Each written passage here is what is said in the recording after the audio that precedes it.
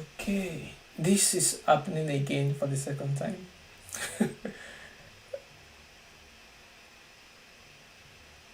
Okay, great. So we are live finally on YouTube. Because I don't know. Yesterday I was streaming on YouTube when I was doing the Firebase tutorial, and it worked just fine. And somehow, sometimes when we start the weekend streaming, it wouldn't start until. Okay, that's really strange. Okay, so we have YouTube working now. I think that's fine. Yeah, so yeah, because all of them are on YouTube. So if you go to the YouTube channels, you see the recorded versions are there. So all of them are on YouTube. Okay, so we're just going to like take 3 more minutes and then we are going to get started today. So I know that there could be like a lot of drop off, which is okay. Yeah, but today it should be like opportunities for me to be able to answer a lot of questions that we have, and also I think the most important thing I want to discuss about is actually problem solving techniques. So how you solve problem, how you think like a web developer, and how to be able to like uh, get help, get resources that can be able to like help you to be better. So that's the thing. So that's part of what I'm saying, that software engineering is about figuring things out. So there is no right or wrong answers to things. So there's just like a way of doing things. So and then there are some ways that have been solidified and be standardized, and then you need to know those ways. And there are some places that you need to like figure out new ways of doing things. So, and we have the idea in a concept in computer science that is said, don't repeat yourself. So there are a lot of problems in this computer science that have been solved. So you don't need to like try to solve those problems anymore because they are solved already. And also there are new problems that need to get solved. So you just need to be able to like then, okay, how do I solve this? You understand? So learning between all those things are the most important thing.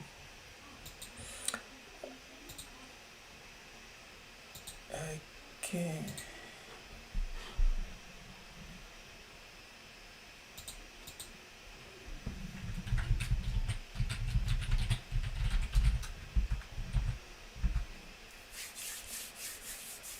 Okay, okay, okay, okay, okay, okay, okay.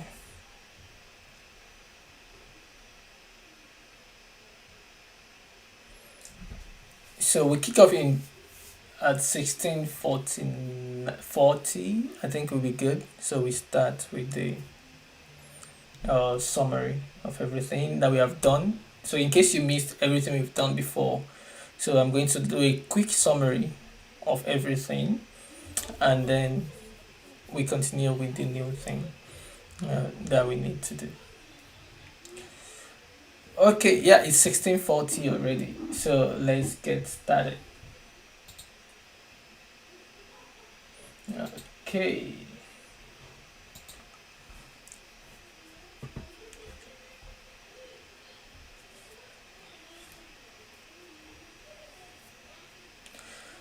Okay, okay, okay. So if you have any question, since you can just like raise your hand, and we can. I would be glad to just like answer that question. So if you have like any question from the last, yeah. So I think Richard, go ahead, ask your question. Yeah, good evening, sir. Good evening. Just say good evening. Yep. Stop this sad thing. I follow up with your previous video Yep. for the Firebase. Then, fortunately, I got everything, but at the end, I was getting one response when I tried to load my website. So the response was 404 page not found. Please Oh, specify file was not found on this website. Please check the URL of the state and try again. is it on Firebase or Vercel? Which do you use? Firebase. On Firebase. Okay. Yeah, Firebase is really problematic. I think I would like encourage everyone to be using Vercel. Though I like Firebase for some things. So, but I think like for your hosting, use Vercel. Did you see the video for Vercels that we did? No, I watched the Firebase Oh, also. okay, just the Firebase one. Oh, okay, okay. Yeah, because Firebase is very tricky. Even for me, I have to like redo a video to be able to solve the problem we have last week. But I will do a video again today on Vercel, and I think I will want everyone. If you want for hosting, let everyone use Vercel. So I think after this conversation today, we are going to think about the next step. So yeah, about what you can, if you are going to be doing databases, fire stores and things like that, you can use Firebase. But for hosting, I will advise everyone to do Vercel. So because Vercel is just like very easy and simple for hosting, and that was proved last week. Free, right? Yeah, Vercel. So I will demonstrate Vercel today. Okay, don't worry, I will demonstrate it again. So because today we're going to do a very quick recap of so many things we have done, just to like help everyone uh Okay. listen, you understand. So just stay tuned. So does anyone have any other question? Anything you find challenging? Anything you don't understand clearly? So that we can have conversation on that.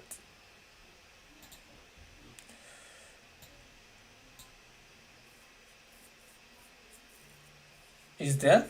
No? Okay, so if there is none, then let's keep going. So let me just move my.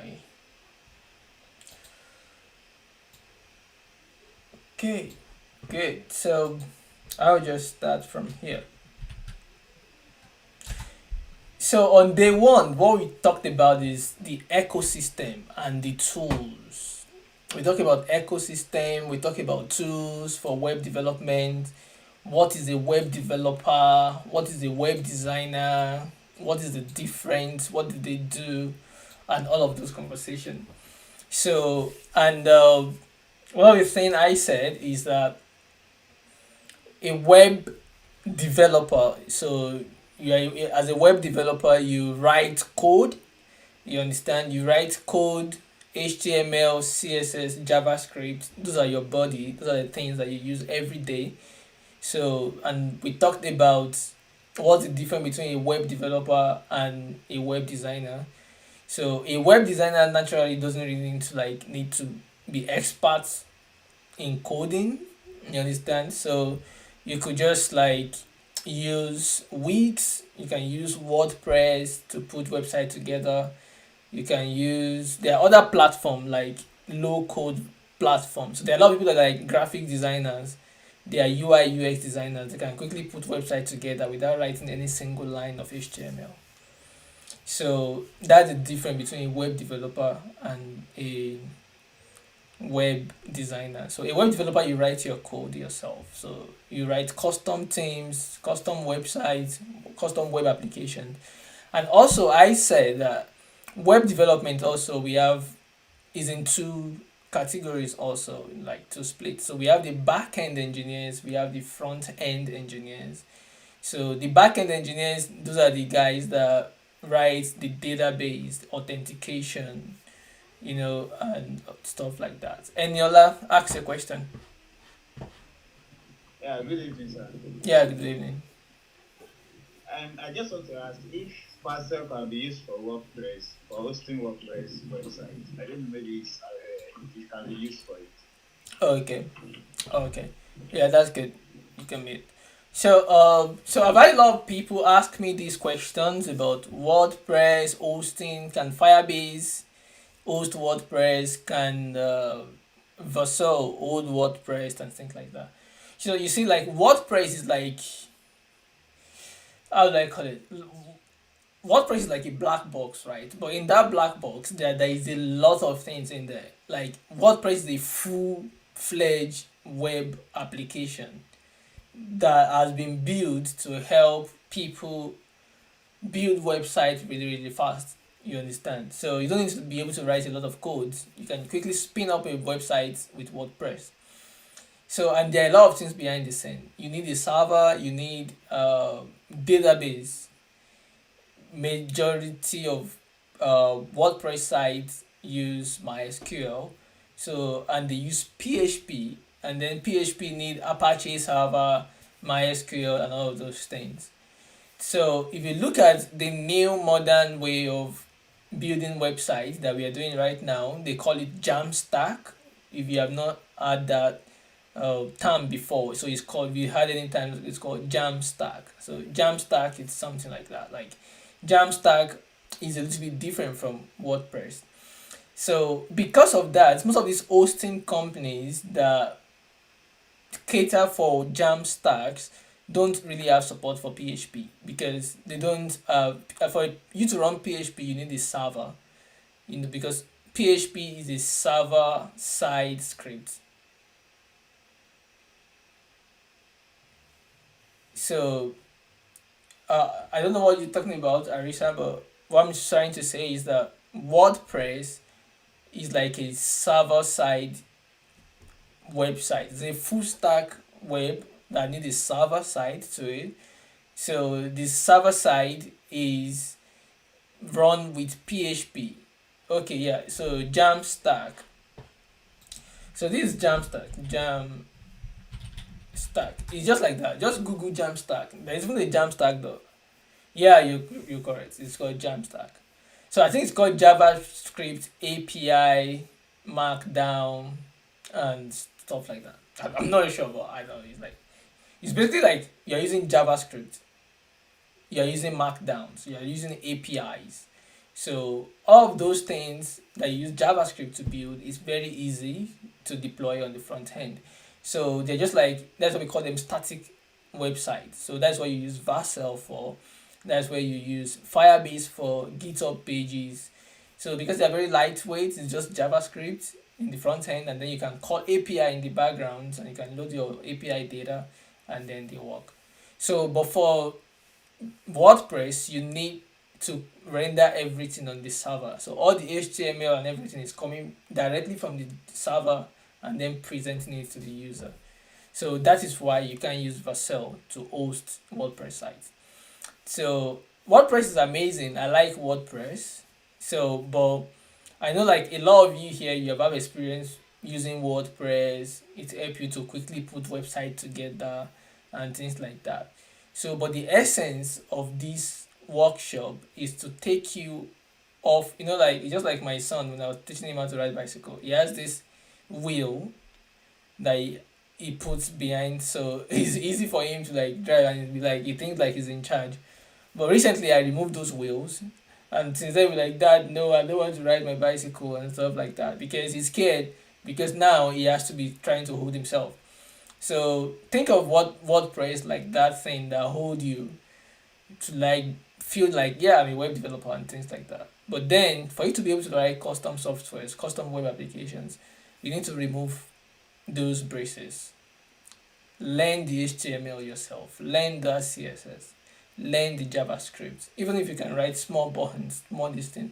Even if you get a job as a software developer, you may not be able to like build the whole system yourself. But then the ability to write custom things that do what you want, style it the way you want it, is amazing. It's liberating, it gives you a whole new level of stuff. You understand? So, and that is the place I want to get you to. And that is where people are going to pay you 100,000 a year, thousands of pounds, to write softwares for them, because you are writing custom applications that do their needs. WordPress can also do all of those things, but then it just has its own limitations sometimes. You understand? So, like, if you want to build the next Uber or the next Facebook, you don't want to build it on WordPress. You can, sometimes if I want to like test an idea, or I want to quickly do demonstration of this idea will it work? Will people buy it or not? I could just quickly use the WordPress to like put it together to build a prototype, just to test. But then when you want to build, you start reaching to like building yourself and looking to technologies that can really help you build custom applications, something that you can call proprietary software that is yours, that people can invest millions in. You understand? So, and that's the idea of this course.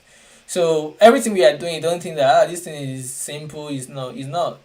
The HTML you're learning, the simple CSS is a lot. People are being paid a lot of money to be able to write those custom codes, and if you can do it yourself without all of this thing, this WordPress stuff, it will go a long way to help you. So we were having conversations about what a web developer is, what a web designer is, and I've explained some of those concepts for us so that we understand it. And in the web development space, I said we have two places. We have the web, the backend developer, so that use maybe PHP, Python, they use Django for Python or Flask API, things like that, or you use Ruby on Rails, so they build the APIs and the database. And then we have the front end engineer that make it pretty, they get JSON data, and then they get data from the database, they show it to the users and make it fast and nice in the front. So there are some organizations that separate both back end and front end. So you can be a front end, like for me in my present place of work, I work as a front end engineer, you understand? So even though most of our back end services are run on the cloud, but then you still need some people to be able to like add some kind of monitor the cloud, like define structures and things like that. But the thing is that the advantage you have as a front end engineer is that you can build a whole application by yourself, leveraging the cloud services that are available. You understand? So, but then there are people that are like core backend developers also that use custom, that build databases themselves and build all of these platforms and services that users can use. You understand? So that is the advantage. And then we have mobile app developers. We have other aspect that you can go to. So, but the essence of this is that I believe that when you're starting out in technology, no matter the field you want to go to, either machine learning, either AI, either um, mobile app development, web development, give you the skills you need to easily get into the stage of technology. It's opened the door for you. You understand? So if that door is open, then it's easier for you to be able to like get in. You understand? So it's easier for you to get in, and then you are able to give people opportunity to be able to learn, to be able to like express yourself, to be able to showcase yourself, and after that you can then move into different sections that you want to go to. So, and that's the essence, and that is the reason I always advise people to like start with web development, and then you can move to that other aspect when you get the basics. So, having that out of the way, then we have the tools you should have. Talked about Visual Studio Code, so which is amazing, which is what we have been using. So, have Visual Studio Code, that is an IDE that help you to be able to write your code, either HTML, CSS, JavaScript. It's really amazing. So, and after we talked about that, we talked about Git, have your GitHub account, which is important and amazing for every software engineers to have. Great. So, and after you have that, also you want to install Git itself. So I talked about installing Git, which is the open source software that is actually GitHub is running for us behind the scene. So you can download Git and configure it on your system. It's available for Windows and Linux and all those stuffs. So we also talked about the black guy here, the terminal, well, which you should be familiar with, simple commands that you can use to navigate, create files, create folder, and run few commands when you're running your code. And also I talked about Node.js. So Node.js is actually the environment, is a runtime environment for JavaScript. So in the backend, so the node actually give us the power to be able to run JavaScript anywhere, either on the terminal, either on the back end, or on mobile devices like React Native and other things like that. So Node make most of these things possible. So, and then we have the npm packages also that we talked about, which is really good. And then we talked about hosting. So we have a cell, so which is really great. Is a Vercel. Vercel, yeah. So we have a cell for hosting static sites, which is good.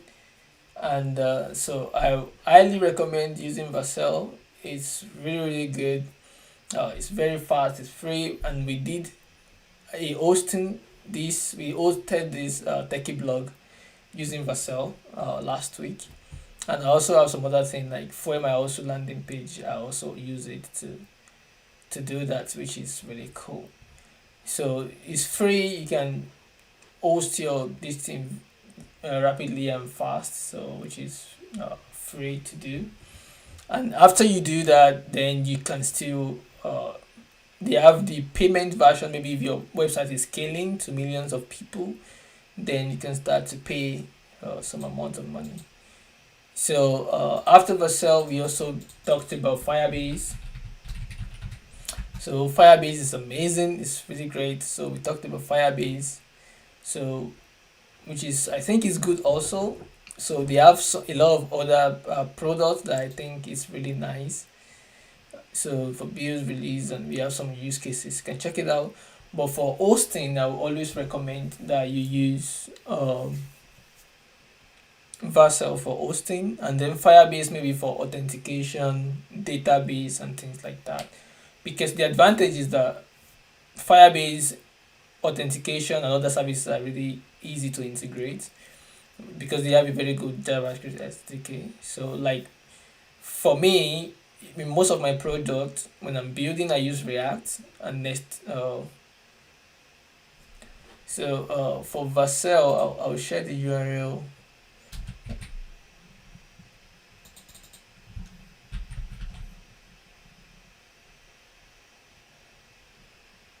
So for Vercel, so we have this vercel.com.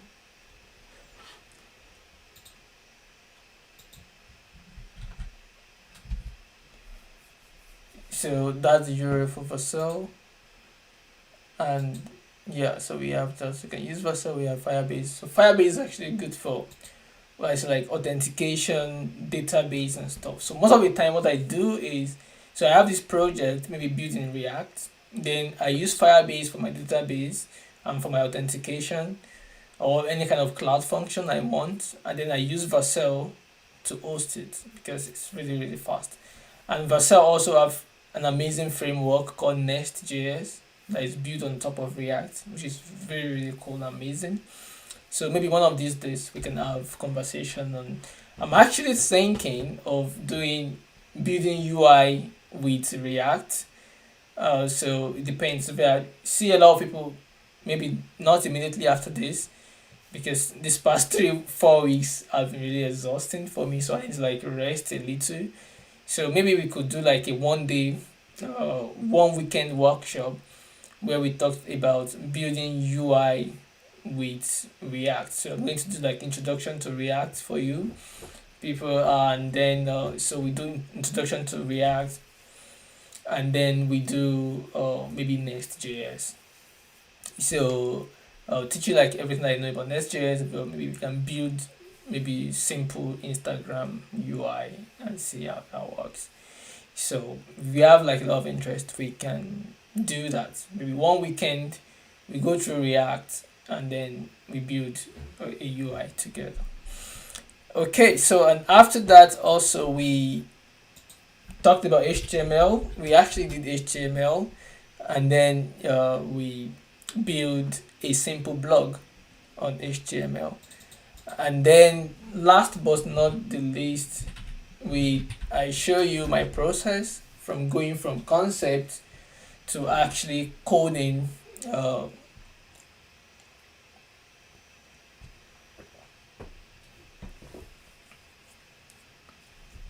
So excuse me, sorry. So from concepts, so this is what we did. So we have the concept of what you want to build. You do like the low level. This is what I call like a low level UI. So very low fidelity, just like what we do here. Just like a sketch of what you want to do. For instance, let's say we want to code the calculator. So I can come to Escalate Draw and just build the idea of what I want to build. And then I will code it in HTML and CSS and then apply it, then put JavaScript to it. But this is just like the beginning. And then after you have this idea, you can use another tool called Figma to then uh, give the design the real shape and colors and stuff like that. So Figma is really good for doing high fidelity designs. So that's what I do most of the time. So I use Escalate Draw just to quickly sketch out the idea I want to build, and then I go to Figma to then do them and build them. So that's how it works. So I think I was loading Figma from. Uh, I was trying to. I've seen my own account, but it's not coming. So let me just use incognito here. Maybe I'll see. I want to show you Figma. So it's basically figma.com. Yeah, so that's it. So figma.com, it's absolutely free. You can get it started for free, and then if you have like team and everything, then you can start to pay for it. So you can see, so you can do your low fidelity Figma in Escalate Draw, and after that you just come to Figma, start adding colors and make it pretty, and then you start to code. So that's basically the process, right? You want to like, you have an idea you want to build in your head. First you sketch it out. After sketching it out, that is a low fidelity. You say, okay, you need this button, you need this text and everything. And after that, you bring it to Figma where you can add colors, add spacing, make it pretty. And then you go to your IDE.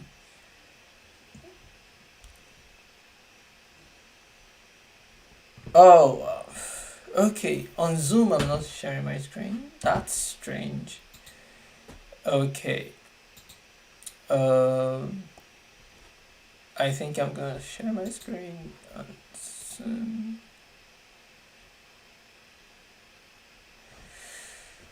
Okay, if you are on Zoom, can you see my screen now? Yes, we can. Okay, great, that's good. Sorry about that. I thought I've shared it before. Okay, that's good.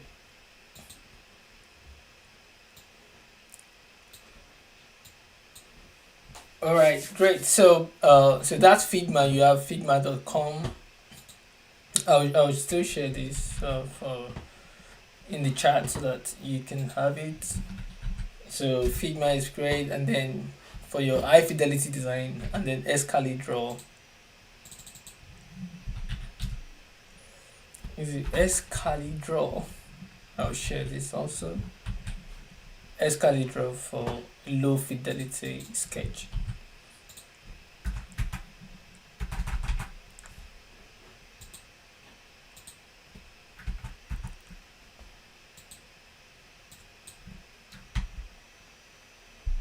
This is strange.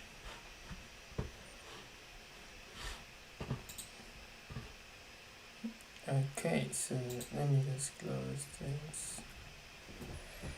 Okay, good. So, yeah.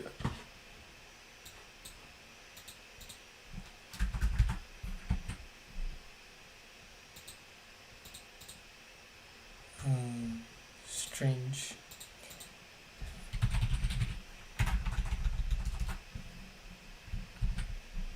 Okay, yeah, that's Escalate Draw. So, which is good. All right, so I think that's it. So we're going to continue to. I think since we are here, we're going to have some conversation on problem solving and how to be able to like find help online. So, but we probably go ahead with that. do you have any questions so far from the recap and things we have conversation on now? So if you have any question, you could just like ask now so that we can clear any kind of doubts you have, then we can move forward.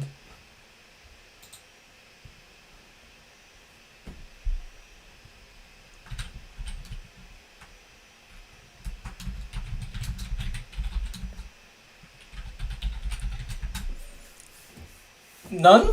Okay.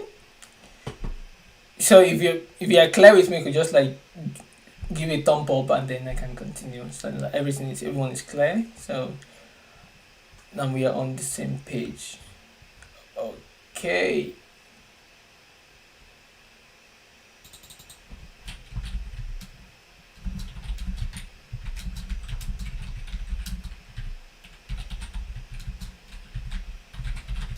So I think there's another thing resources are actually showed to us that is really amazing that I'm going to like talk about again, which is the MDN, the Mozilla Developer Network.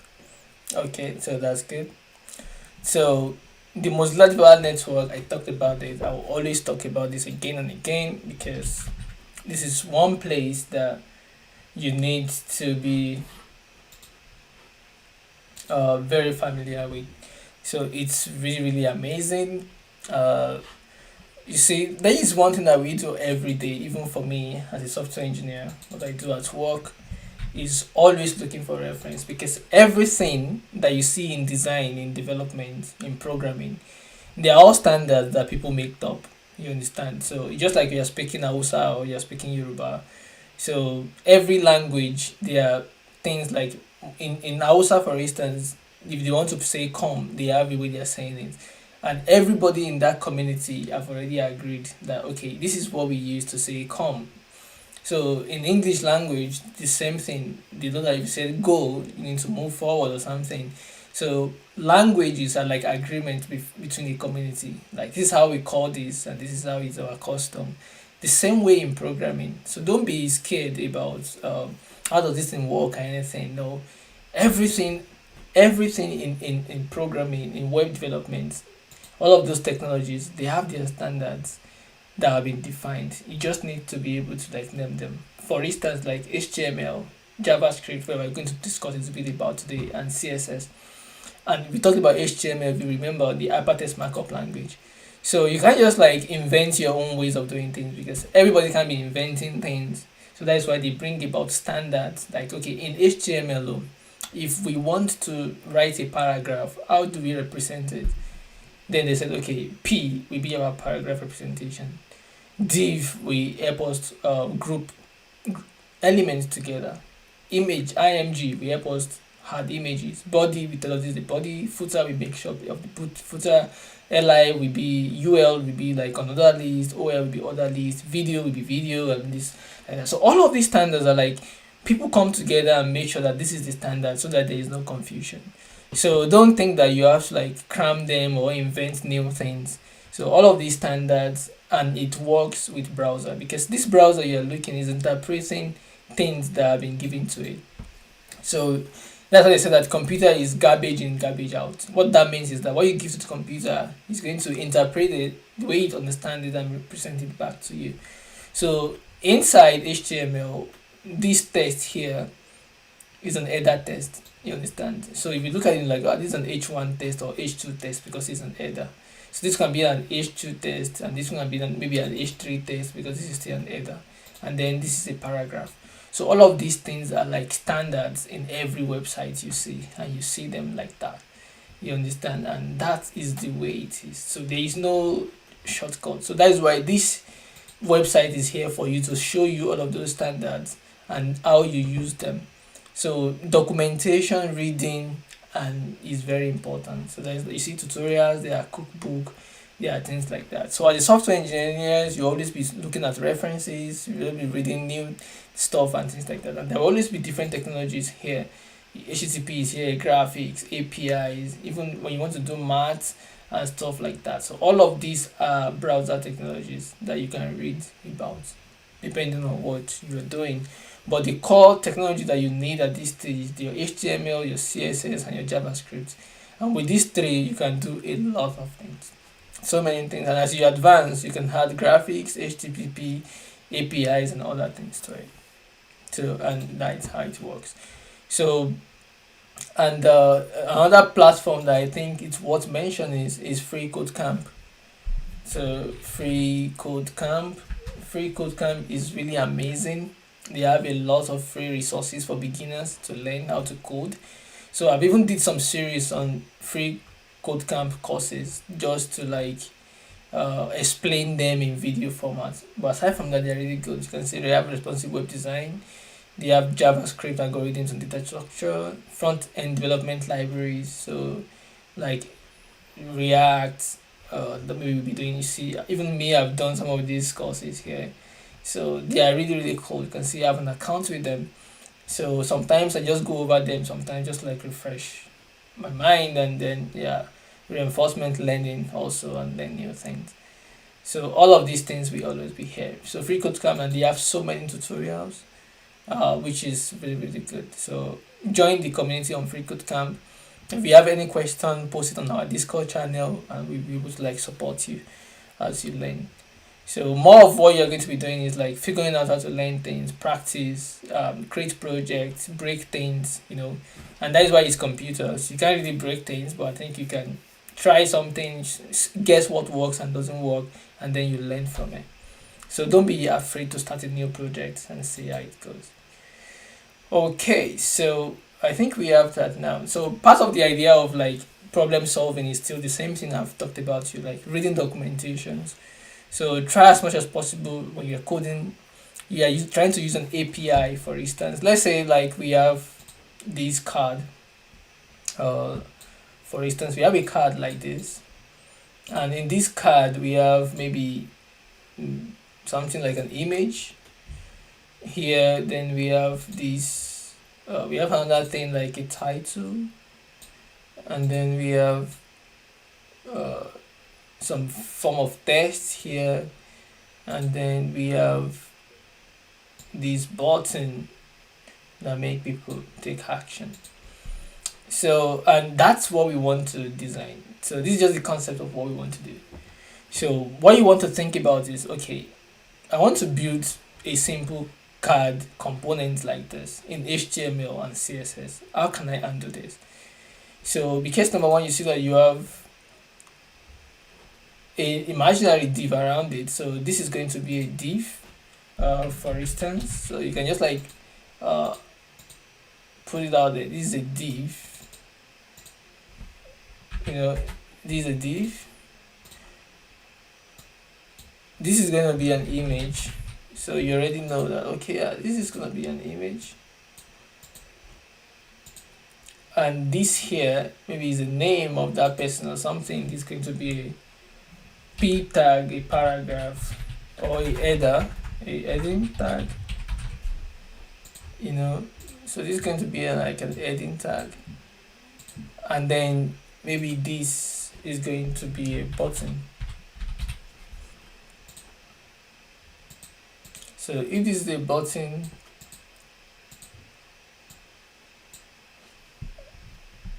and then maybe this can be a paragraph.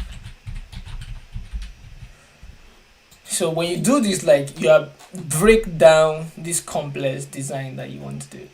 You understand? So you see this like complex design, like how can I do it? So this even like we building something by ourselves. You can use this idea for anything. So let's go, for instance, like let's go on Dribble and just look at some. Dribble is actually amazing. So on Dribble you can see like, okay, I even like there is a card here, but let's go on Dribble to just see some complex, nice, interesting design that people have. Sometimes when I want to practice or I don't have an idea of what to build, I just come on Dribble and just like look at what they have, and maybe I can try to build it. Let's look at this landing page, for instance. So this is a landing page here.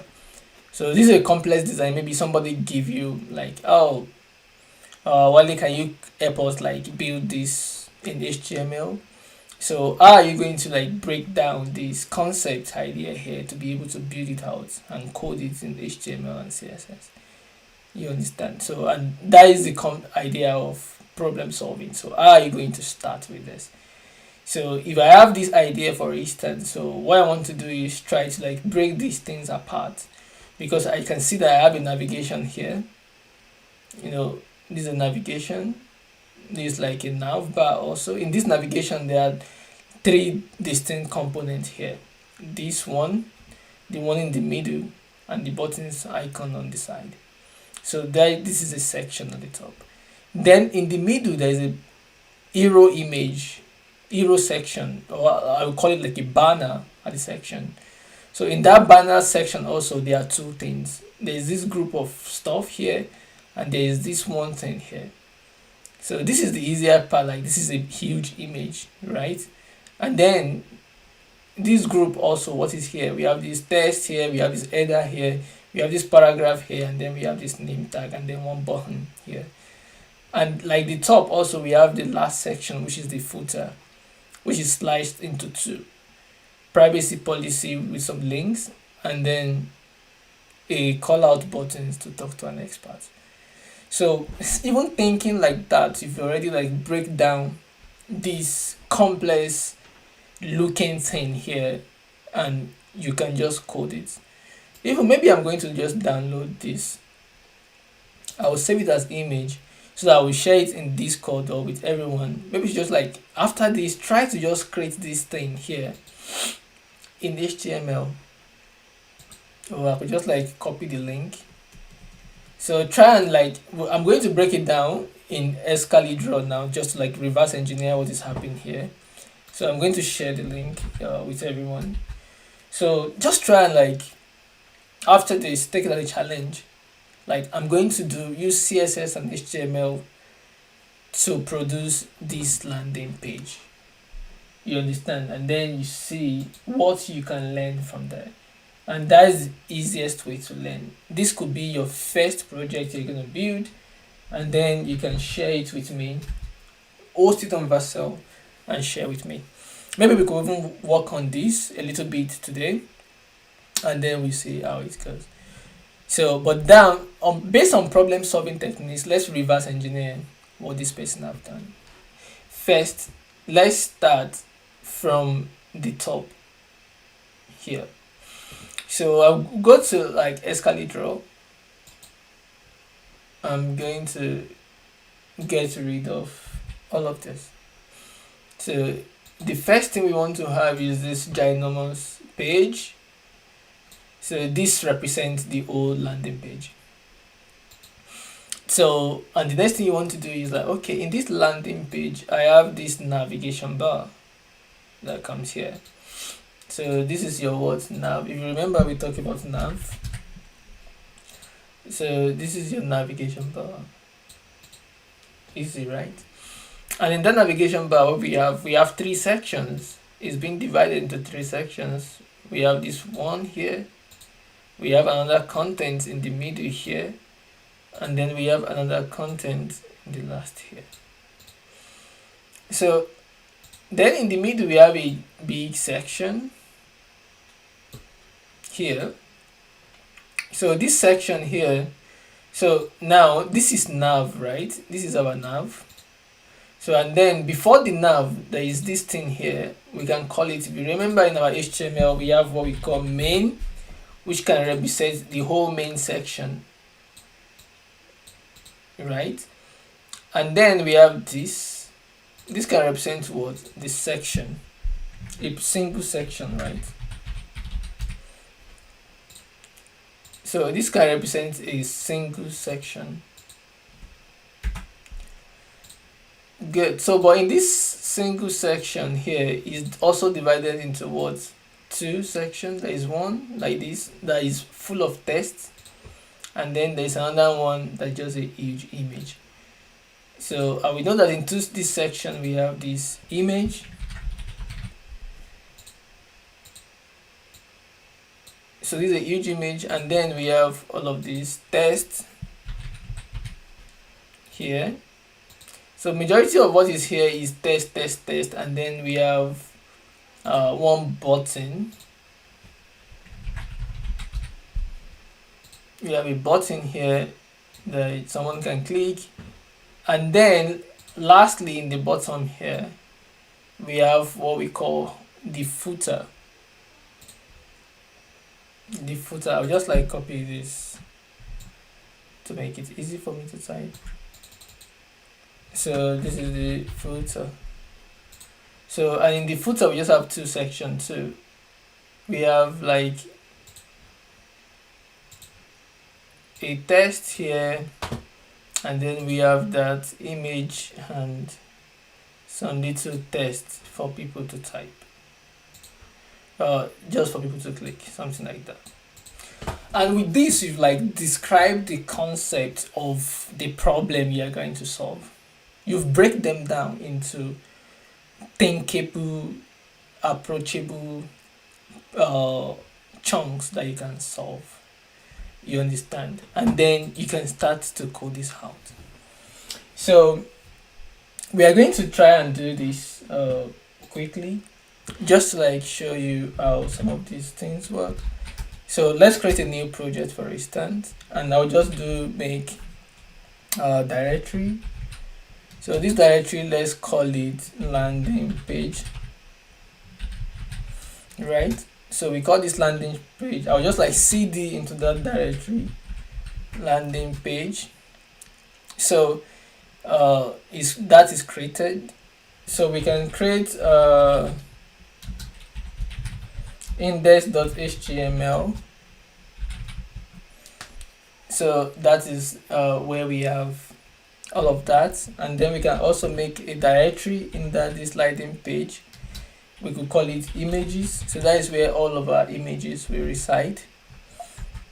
And that is, I've told you already that index.html, that is where you actually put all of the first thing you want your website to load. The first page always should be the index page. So and then all of the images, we have that there, and then we can have the style also. So for your style, you can make a directory called CSS. So that will hold all of your styles, and you can also have a directory called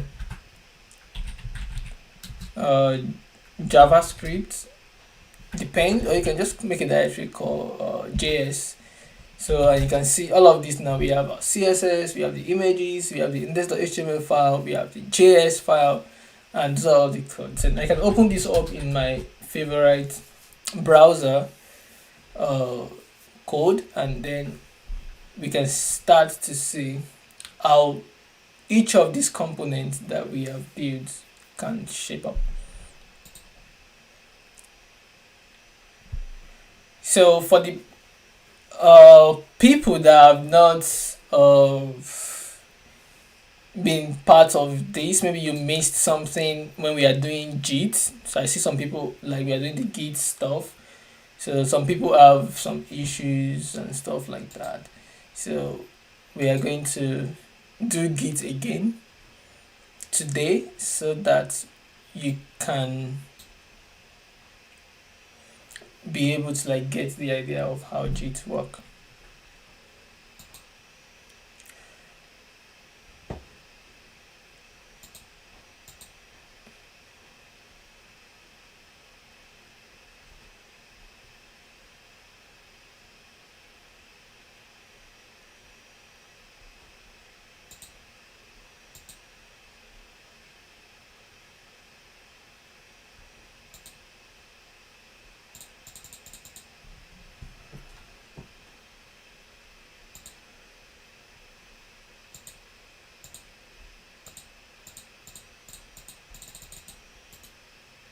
What's happening? Let me see.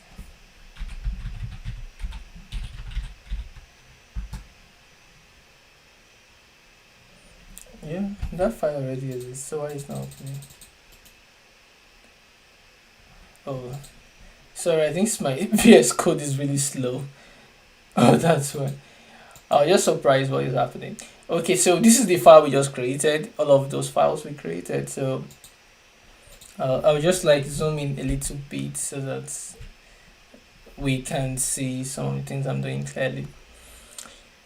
Okay, so this is good now. So we have our images, we have our JS. So this is how you're going to plan the structure of this thing that you're going to build.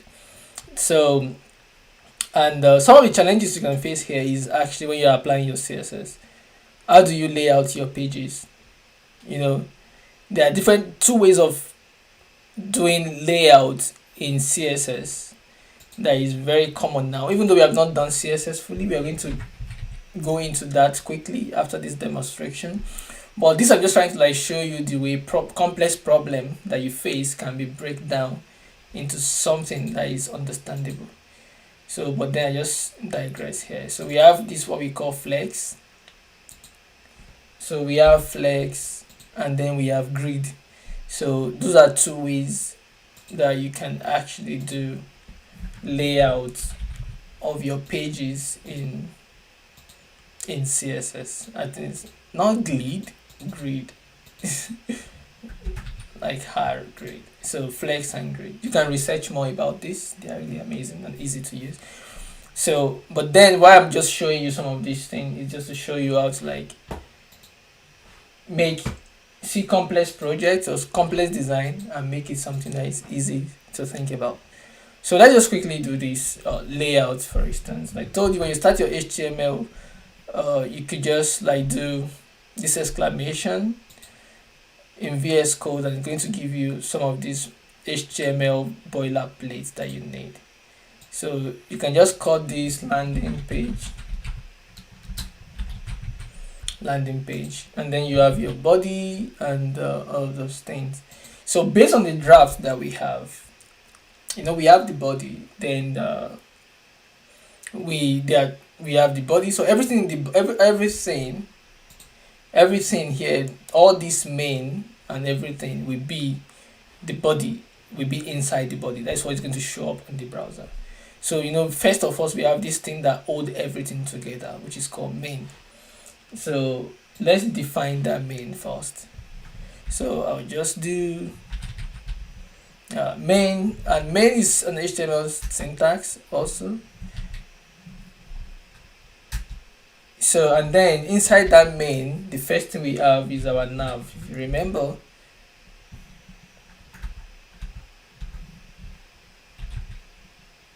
we have our nav.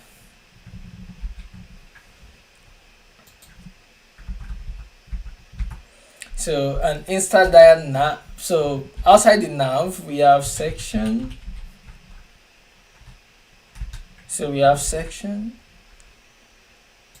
So, and after that we have the footer. So, and that's it. So in the navigation, you know that the navigation is split into 3. So what you can do is just have 3 divs. So the first div is like for this section here, this one also is a div, this one also is a div. You understand? So a div is just like something that you use to, it's like a wrapper for a particular section, a container. So you see div to group things that are related, to group them together. So you use div most of the time. So because we have 3 things that are going to be separated, we have 3 div here. And in this place we have image section, so we can have 2 divs in here because they are spread into like 2 columns like that. So, and then in the footer also we have 2 things actually. So we have 2 divs, and then we can have those 2 divs, and that's it. You have all your layouts already.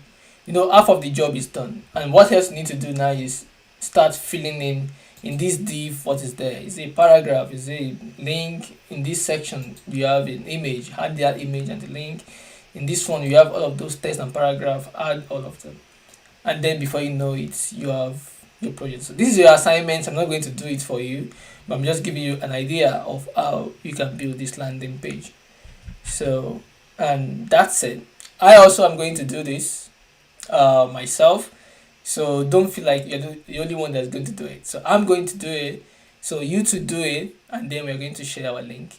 So it's a challenge for everybody, but at least half of the job is done already. I've already shown you the skeletal structure. So if you've done engineering before, when you are building a house, you put all of the skeletal structure, and then you start filling it. So this is what I've done for you. So you have the nav section, you have the section, and then you have the footer. So what you need to now do for me is, in all of those sections, start filling them. Here you have a text, here you have a UI. I'll not tell you what this is, but I've shown you what you can use to do this. Then you have these buttons. These two are buttons, and this is an icon. So if you need icon, I will show you where you're going to get icon. So this image, you can just download it from that website and you reuse it. So this image, just reuse the image. And then this image also, you can grab it out and use it. So just like delete, you can use a different image if you want. If this image is complicated to use a different image. I don't care about that. And then you have your buttons and stuff like that. So maybe we can style a button and to just see how that works. Or I could do okay, but not this, but we have our projects we are building before, and then we can continue with that. So because of this, I want to show you how. So now we have this landing page, but there is nothing like Git here. So I'm going to put this under version control so that you know how you do it. Because when you're doing this assignment, put it under version control also, so that I can see your Git code. You can share it with everybody. If you need help, other people can check it out also. So let me put this under version control now so that we can see.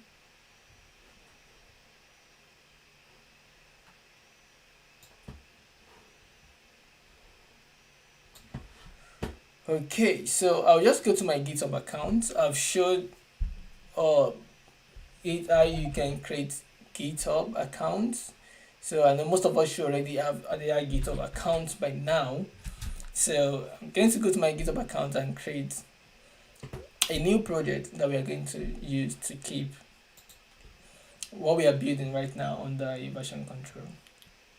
So when you come to your GitHub account, it's going to load. You're going to see on this right side, you're going to see a new repository so that you can use. Also, you can just come here, and also see your repositories. So it's going to load all of your repositories. So when you get all of those repositories, you can still do the same thing. Click on new. So I'm going to click on new here. So I'll name it landing page assignment. So landing page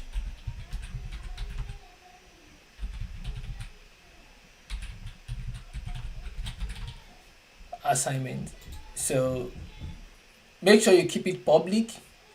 Another thing is that don't click anything here, because sometimes it will give you this error of like pulling, pushing, and all of those things. So don't do that.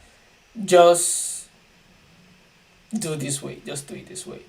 Just click on public and create it. Don't click anything in this place. You can always allow these things later. So then do create repository. So when you create your repository, it's going to give you option to set it up. So the first thing is like this one, create a new repository on the command line, so in your page.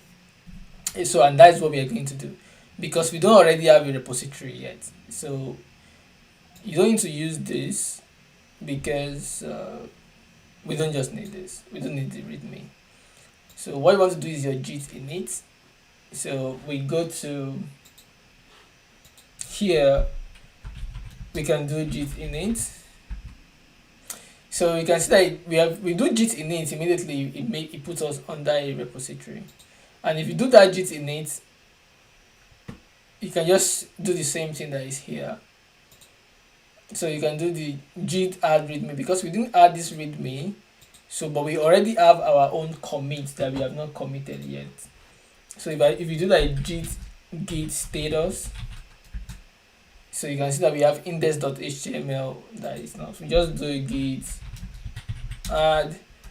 This add period means I just add everything in this current directory, which is good. So we now say git commit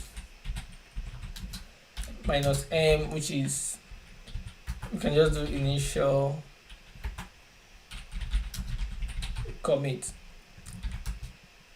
So, and that's it. So when we do that, what we want to do now is branch out to my so we want to make our current master to be the main. So because we don't want the name master anymore, we just want the main, which is good.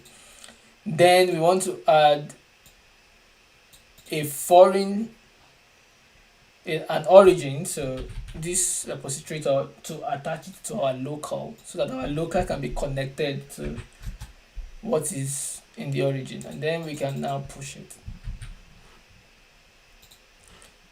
So which is easy, and then we push. So you can see that immediately I refresh now. All of those code I just written will be pushed to the remote origin. So if you are having problem with internet, don't worry. It will be available for you to use later on. You can see now. So we now have this index.html we created. So and all the codes are there. You can see. So that is fine. So this gives us the idea of how to see problems, complex designs that you think like, wow, this is so hard. Like the same thing applies to any kind of design you want to do. It's all about breaking them down into smaller pieces and saying like, okay, how will I start? And then you start putting all of these things together. So any website, no matter how complicated or how simple or how huge or how graphics loaded, so the ability to be able to take designs apart or problems apart and be able to put them together is one of the most important factor as a web designer. So like all this now, it can look so intimidating and like, how will I do this? There is nothing hard here. It's just the same thing. We have the header here, which is the navigation. Then you have this banner section, and then you have this other section that have 1, 2, 3 divs inside, and then you have this long column that have this image and this paragraph and the button inside, and then you have this footer section. That's the same thing all over in the internet. And before you create one and you want to create another one, you see that you start reusing code from previous one to another, and then you have a set of codes that you can use and you reuse. Most of the time in web development, you are going to be repeating yourself a lot because it's the same thing. If you look at this design, it's all about repetition. You can see this here, it's the same colors here, the same image, the same styles, the same thing that is down here, the same thing that is repeated here, but the image is just flipped to the other side. You can see, so it's the same pattern, but in different ways and different ways of expression. So don't be intimidated by them. Just break it apart. If there's anything they use that you don't understand, Google it. Read documentation, MDN, Free Code Camp. If there is something you can do, like how to add, like for instance, they use a lot of gradients here. You can just use that to Google. They use this gradient. How can I do gradients in CSS? Use Google. How can I add gradient background to my CS to my website? And then you see a lot of help. You understand? And if you are still stuck, then ask somebody in the group. I'm trying to add gradient to my website, but it's not working as it is. And then people will be like, okay, what have you tried? You share your code, like, okay, yeah, try this one, try this. And then you learn it and then you apply it. So, and this is the most important thing that you can learn from anywhere. You understand? So it's okay. Learn to break things down into the smaller pieces of it, then fill it in. When you create the structures and everything, create your CSS, and before you know it, you are having your website ready to go. So do we have any question here based on what we just did now? Is there any question?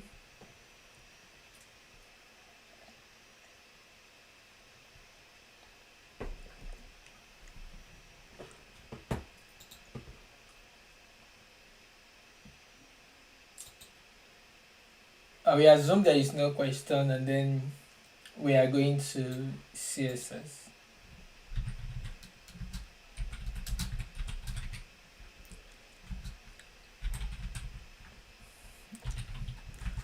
Okay, no question, no question, no question. Good. So let me back out from this code. Let's go back to the project we have been working on before. Okay, so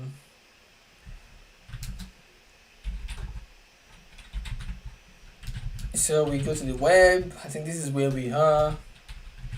So let's pull this up now and see what we can do with CSS.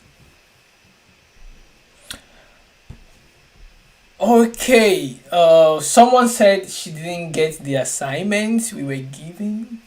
So what I said we should do is this website we found on Dribble. I'm going to open it up again.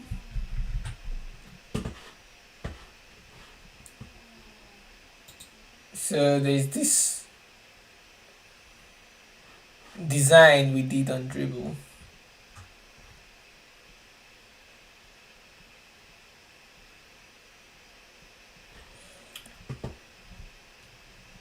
Okay, so I'm just going to show this again so that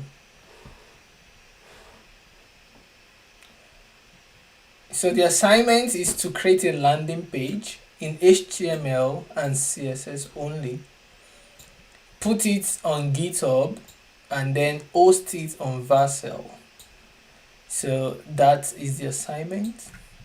And then if you want to go extra mile, you could write a blog about it. That will be so amazing. That could be your first portfolio project, and then you're on to becoming a front-end engineer. So this is the assignment. I will repeat it again. So it's just this page here. It's a landing page. I think there are two pages. So it's the same page but with different design. But I don't really care about the design and stuff. You can always choose which one you prefer.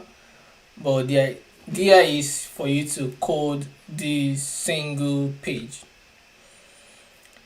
So when you code this single page in HTML and CSS for styling it, you put it on Git like I did, and then you host it on Vercel from your GitHub account.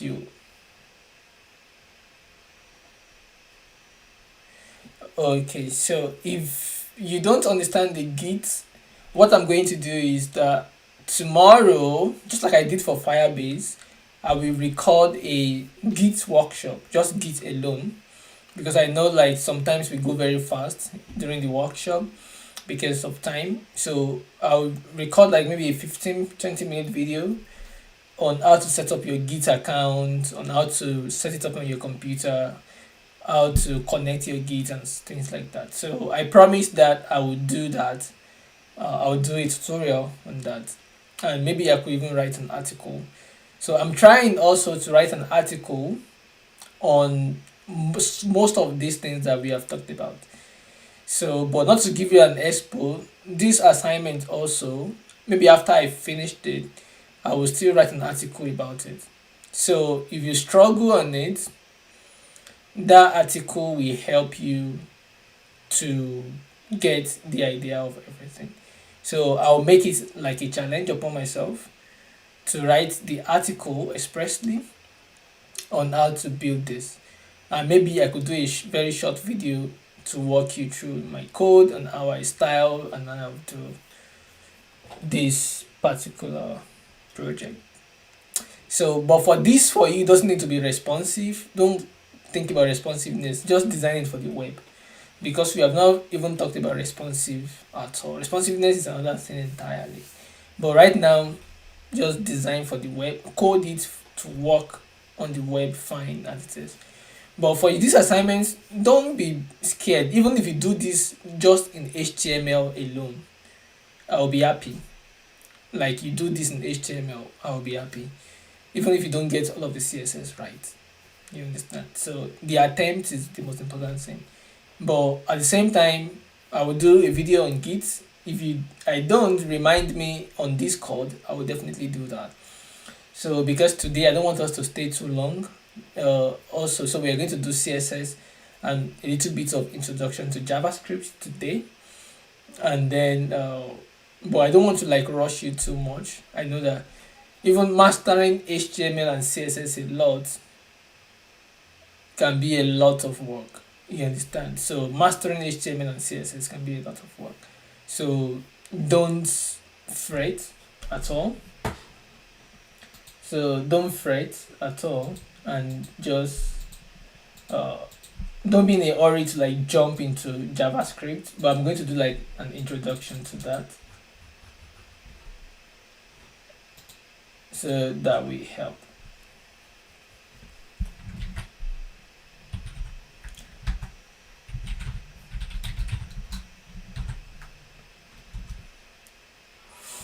Okay, so another thing that I think that will help, especially for images, is this website called on Splash. I think I shared the last time on our resources. So on splash.com is really good. So they have amazing images. So if you are looking for images for your website for free, you can see me use it. So use on Splash free images. So I'm putting all this on Discord also. So, and another one I will advise is, I think it's called On Draw. So it has amazing illustrations, and they are all open source illustrations that you can use for your project. So for instance, like if you don't see a good illustration to use, you can always use OnDraw. So if you're not subscribed to my YouTube channel, please do subscribe, and also like invite other people to join. It will be amazing. So this assignment, try and create the assignment, no matter how rough or how bad it is, create it. So when you do that, and then if you are stuck somewhere, Google what I'm doing wrong, or you want to achieve something, you know what you want to achieve, but you don't know how to do it. How do I add images? How do I add navigation? How do I create buttons? So these are all the questions you need to be asking yourself. And this happens to me every day as a software engineer at work. There are new things we want to do, we want to work with, because every day you want to work with new APIs, new ideas. There will be documentations, there will be the how to. How to are something that you're going to be Google a lot about. So figure it out, do it. When you do it, you can write about it so that you can cement that knowledge, and everyone are going to know it also. So practice, practice, practice, practice. So I think getting this out of the way is good. Now let's see, how do we get con uh how do we get started with CSS? We have been doing HTML. You've seen how HTML work, and this is what we have been doing for the past for some time now. So what I will do now is to, because you know the last time we double this, we create this double section, so we don't have to do that, so that it's easier for us to work with. We have this section, so that has this image, and then I repeated it again just to like show you how some things work. So but I don't want to have those repeated sections, so that we can just keep it a little bit simple and clean. So what we have is this section that have images, and then we have these sections that have articles, and then so this is what I want to remove. So we just remove this section and leave the footer there, so that I don't want us to have a very huge big pages. Okay, so I'll just save this now, and then I'm going to close this a little bit. So when we make changes, because we are under Git version control, so I can say git add, and then I will commit this change, git commit. So I'll just say remove repeated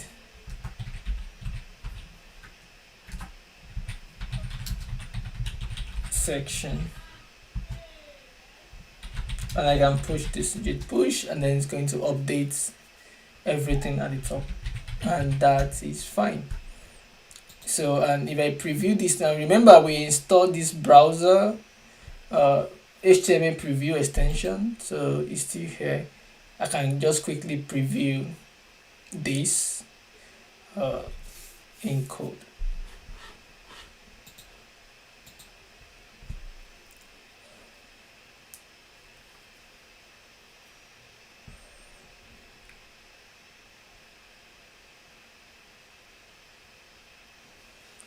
Okay, so you can see that now. So we have just one section, this footer, this image, and then this. So, and this is what we're going to use to just quickly start doing our CSS and see how that works. Okay, so like I said before, Samuel, go ahead, ask your question.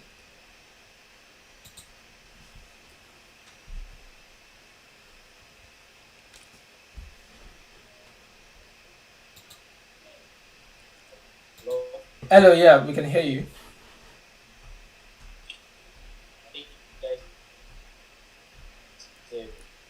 Good afternoon to everyone. Please, I,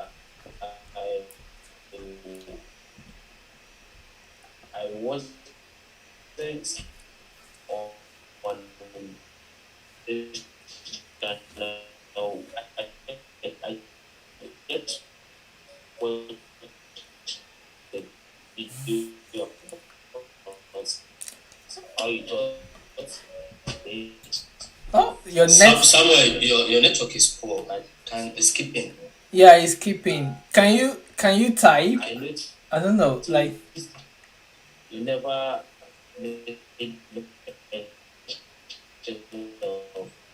Samuel, we can't hear you. That your network is sorry.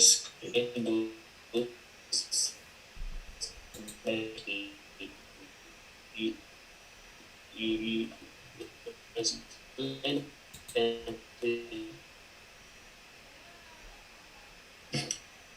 Yeah, I think Samuel network is really terrible. If Samuel, please, if you can just like type what you're saying, I think it actually breaks out. So okay, so CSS. So that is the it's called cascading style sheet. So that's CSS, cascading style sheet. So what it does is CSS is the parts that actually make our websites pretty. So make it good, make it look like the way we want it to be. So CSS do all of those magic. So, and that's why a particular website like this blog page that we do can actually be styled in 1,000 ways. So the same website can be styled different ways. So, and that is the power of CSS. So that's why you see a website can be styled differently for a web, can be styled differently for iPad, can be styled differently for phones. So, and that is the power that CSS has. So, and CSS is one thing that is easy to learn but difficult to master. So, I think this between CSS and JavaScript, I don't know which one we could give that title to, because a lot of people say like JavaScript is like easy get started with but difficult to master. Even I've had like a lot of senior software engineers to like JavaScript. Wow. So and for me also like JavaScript like is a lot of things, you know. So but CSS also is like a lot of things. So it's like ever like because there are so many ways of doing the same thing. So it's really interesting and amazing because it's expressive, right? So the number one thing we want to learn is what we call inline CSS. So inline CSS is the way that we can pick a particular thing. Like let's say for this header tag, for instance, here we can style it whichever way we want. We can change the color. We can make it whichever way. We can make it bigger and things like that. So and the way to do inline styling is to just like directly add this attribute that is called style uh, to your uh, HTML tag, and then you can add this. You can see I want to add this like color, so I can add this color, and there are different ways you can add color in CSS. So we're going to talk about all these different kind of ways. So and you can see immediately that the H1 color have already changed to that particular size, and that is inline styling. So I can also like say okay, maybe I want to make it, and you can see now it's, and this some advantage of VS Code. So it can also give you all these kind of RGB colors. So you can use RGB colors in CSS, which are good. So let's take these colors like okay, let me take it around green, and let's make it a little bit lighter, like that. So if I save this now, so you can see that we have that green color coming to play. So you can either use the normal blue, green, red, or you can use RGB color. And the last kind of color format we have is what we call the hexadecimal kind of colors. So if I do this now, so you see something like a hash. Uh,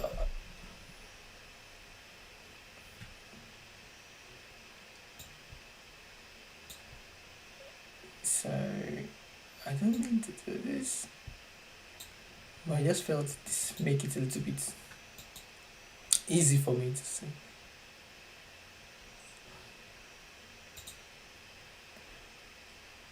So let's just move this a little bit so that we can have more room for.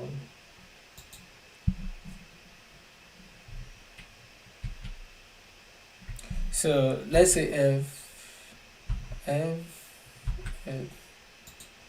So we are using this kind of colors. So this FFF just means white, and then we have like I think 000 means very black, so it's gonna be black. So like that. So there are all that different kinds of colors. Like we have,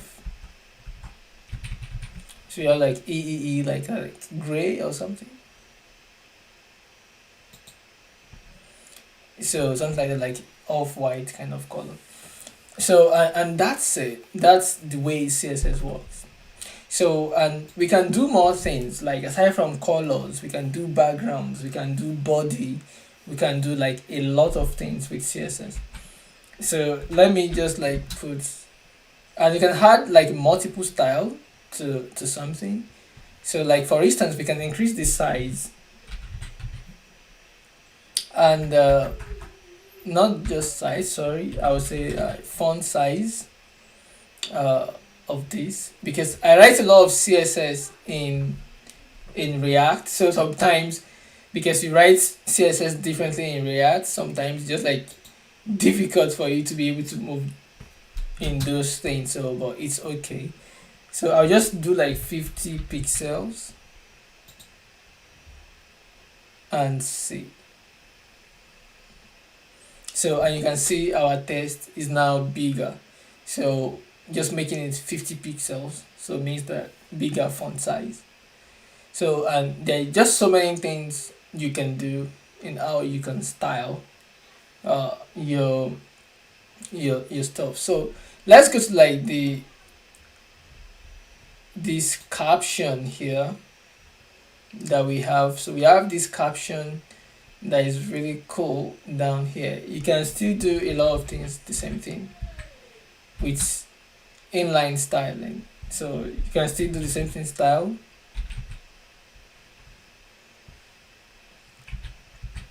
So we can still do the style color, and you have this colon here, and we can make it. Let me try that. Okay.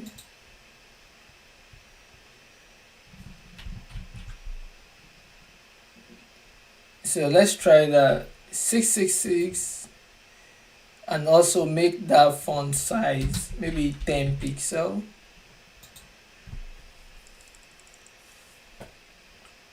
So you'll see that this look a little bit more decent now. So we have the image, we have the font size a little bit smaller and more neater, more cleaner. So we have the header style big, and it's looking more like an header.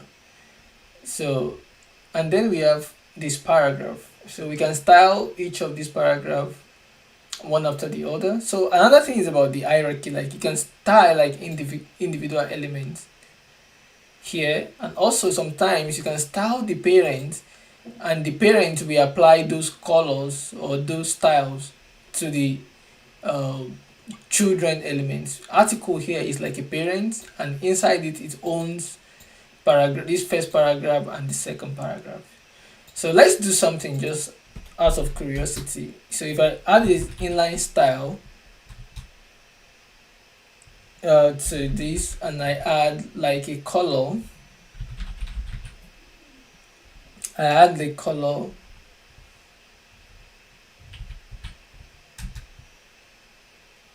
to the article, maybe let's say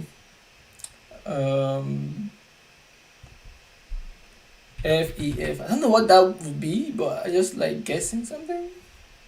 I don't know if this is a color, if he's gonna add it, or let's just do something aggressive to sometimes to be able to test if something work. I'll just exaggerate that thing. So we add a color style to the article, and maybe it's going to pass it down to the children paragraph. Yeah, it does. So that was what I'm trying to say. So sometimes you could add like a style to parents, and because I don't want to style this paragraph individually, I know that the paragraph they are going to have the same thing anyway. So any style I need to add to all of them individually, I'll just add it to the parents, and then the parents will just pass it down to the children, and that's the way it works. So since I know that this works now, I will just use, let me say EEE. So EEE is something like it's not too black and it's not too white. So something like in between that, just like subtle. So like that.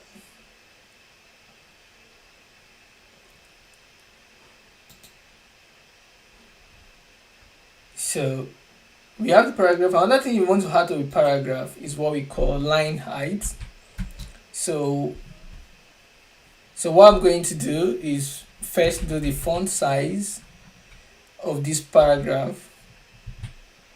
So I'm going to have font size to be, let's say, 18 pixel. So, and then because I didn't put this at the end of your CSS, you want to put this semicolon. So because if you don't put it, sometimes it doesn't work as expected. So you can see the paragraph is a little bit bigger now. So then I'm going to add the line height.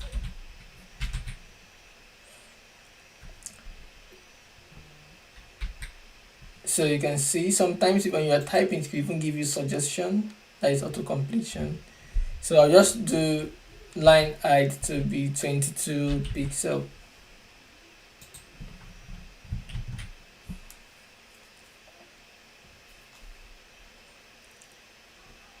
So, and you can see that now with just this very line of code, we have started to like shape up our style gradually. So, which is really clean and is really easy. You can see everything is coming out interesting and cool. But that's just like line style. You don't want to, most of the time when we are coding, when we are styling, we don't want to mess up our HTML with CSS together. So there are other ways we can do that. So the first thing I will first show you also, so that because you will see this sometimes in some code, so that you won't be like surprised like what is happening here. You can also add style to the end section. You can see you can add style to the end section.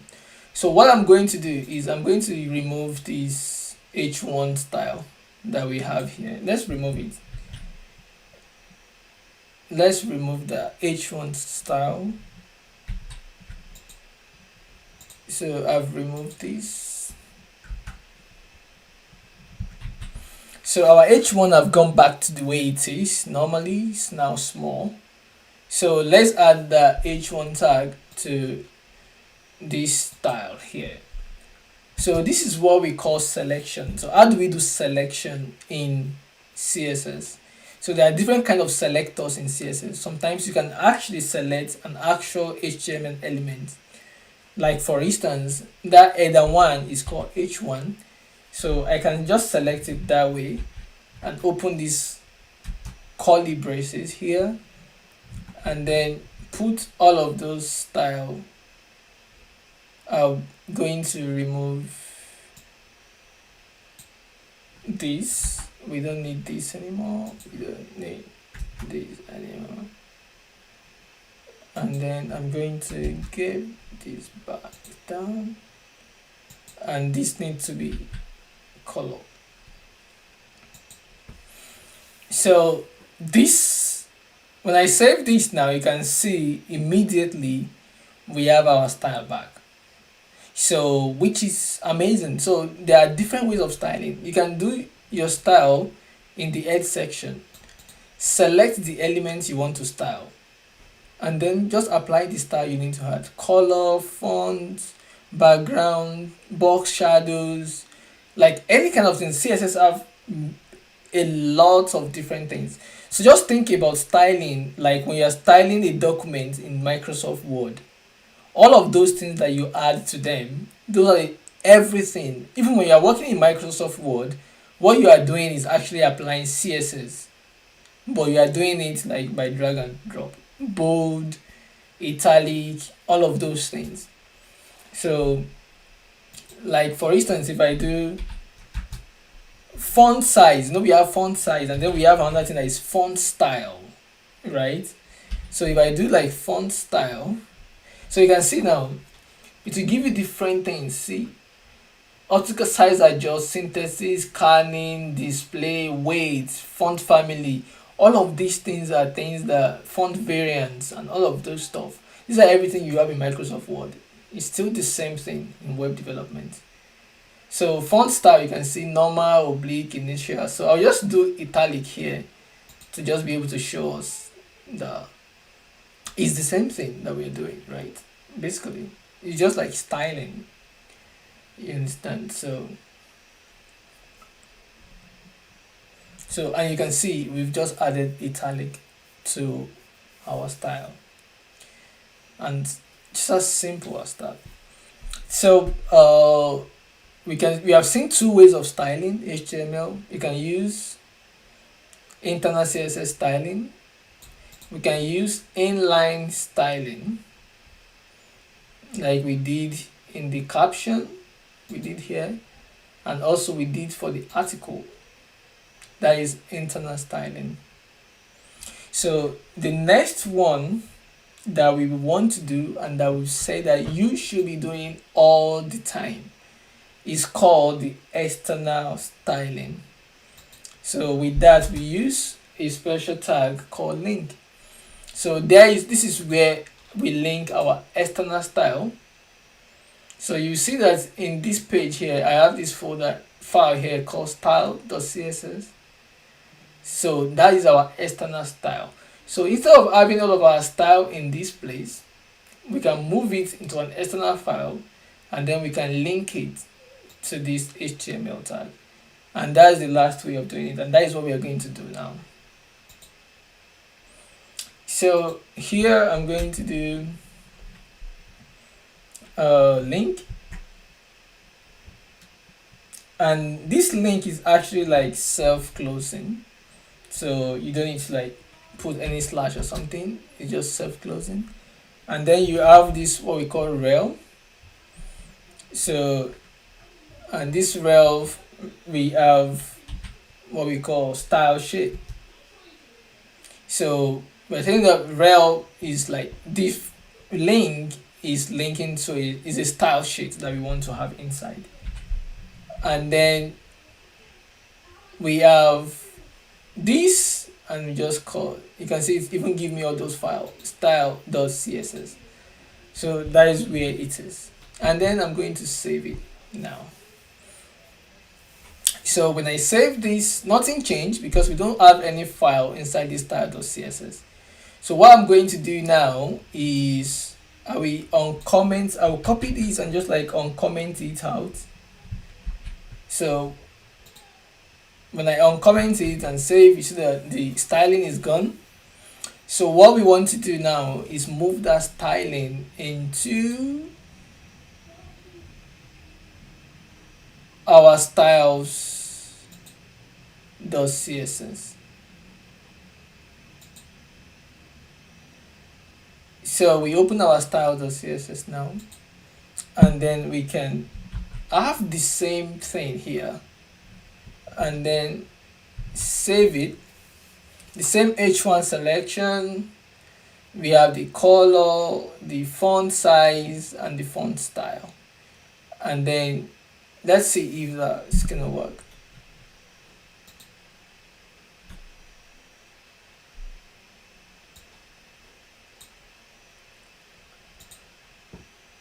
Okay, so this is not working like expected. Let's see what is happening. Sometimes it could just be like because of the relative file. So what I'm going to do is just do this relative file.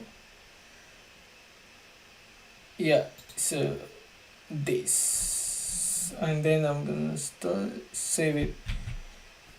So just to like telling, okay, this current directory, the style.css is inside, and we get it. So you can see now that our CSS is working exactly the same. So let me go to the CSS here. Let's change the color from that to, let's say, lemon. Lemon chiffon. That's even nice. So, and let's change that color.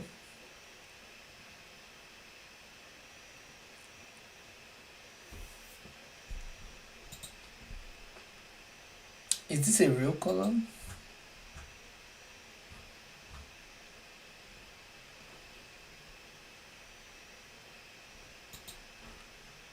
Yeah, maybe it's just taking some time to load. It's because we are using this preview stuff, so I don't really trust it like 100%.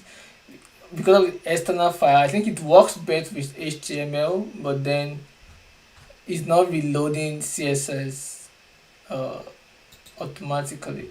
Maybe we have to like stop it and then tell it, okay, help us load our CSS again because we have changed. Because it's tracking HTML, but I'm not sure it's tracking CSS. You can see that it has changed now. So the preview is not tracking CSS change, but it's tracking HTML.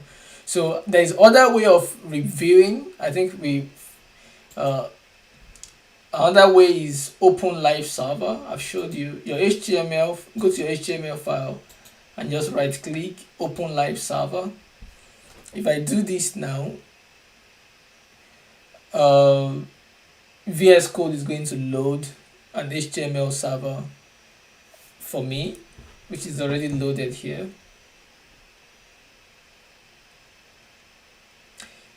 So okay, which is good. So one more thing, we are going to style our image so that our image is a little bit better before we go. So you can see now that we have this is a little bit horrible because this is giving us black background, but it should be white because we have not changed our body background. So you can see everything we have here. You can see this is even more terrible because because we have a black background.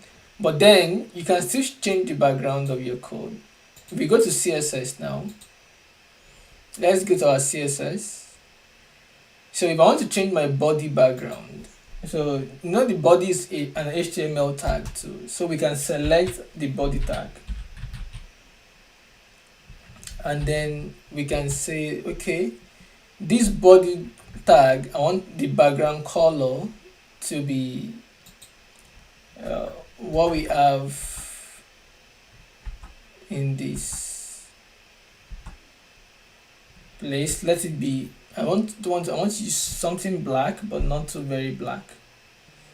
So let me just use black so that we could just like see it's better. So if we do that now and I close, and then if we refresh this page now, so you can see that we are now back in black. So the image is really huge, so we are going to fix that now, so we can see that everything is working as it should. So the footer is white, so that's why it's black also, that's why it's not showing up, and this one is also black in some ways. So but this is fine, it's okay. Let's change this image to be more appropriate. So there are different ways we can style our image, so and which is going to take us to another thing. We have talked about CSS selectors, so that we can select you can select any HTML tag and style it. So and then another thing we have is a class. We can do class selection, so which is what we are going to do right now. So we can have a class and then add that class to anything. So what I'm going to do is, because we have this color white and we have this color white, so let's try and have a class for font colors. So I will create a class. Creating a class is easy. When you want to create a class, you use a period and then the class name, font colors. So and then I'll just do the same thing. So and then I'll just do color to be white. So any HTML element that I add this font colors class to is automatically going to be that. So and that's how it works. So let's go to our CSS now, HTML, and then apply that class to it. So if I go to this and I go to our footer, for instance, I will say, okay, I want a class here to be font colors, and then I save it. So you can see that it's automatically become white. So if I go to this place now, and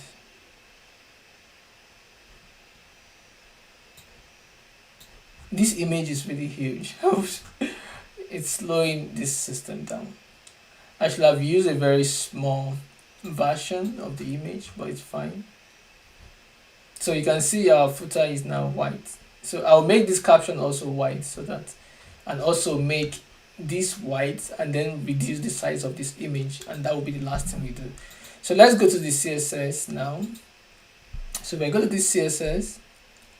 So what I want to do is restyle our image. So there are two ways to do it. I can create a class for image size, or I can do an image selection.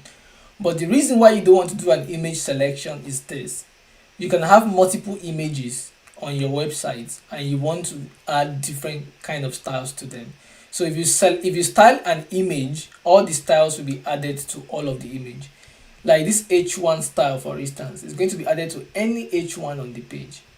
So that is why classes are unique, that you can select a particular object, and that styles will be added to only those HTML elements that class is part of. So I'll just do like image size, and then I will make a size for our image, and I'll make the width not 100%. Actually, I'll just make it 500 pixels. So our image will be 500 pixels, and then the height will be automatically formatted. So what we are going to do now is go to our UL. Okay, let's go to the nav. Since we want every children of that nav to have the color of white, so I'll just say class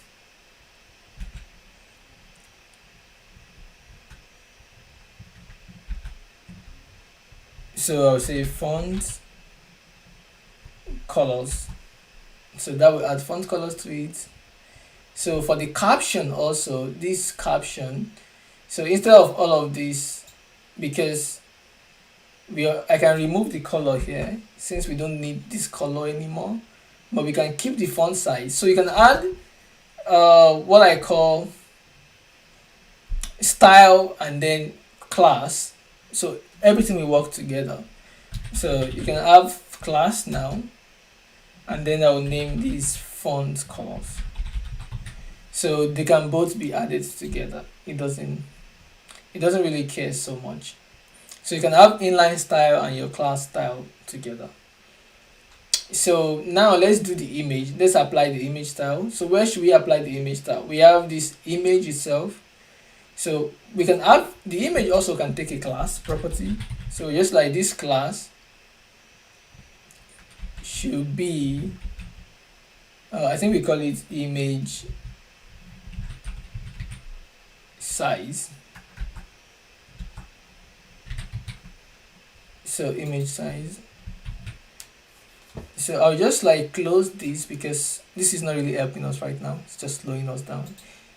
So since we have added all of these styles, let me make sure that, so we have the image size, we have the font colors, and one of the advantage of this, you can see image size, we can see image size. So it's telling us that this image have the class of image size on it.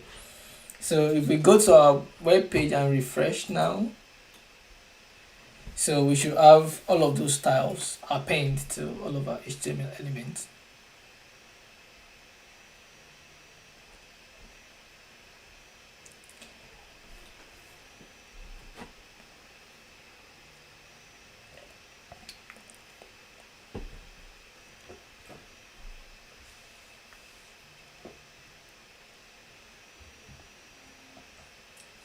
Very good. So now you can see that our photo caption is now white, but the links are not white because links are styled differently, in CSS, because this is active link. These are like default kind of color for links.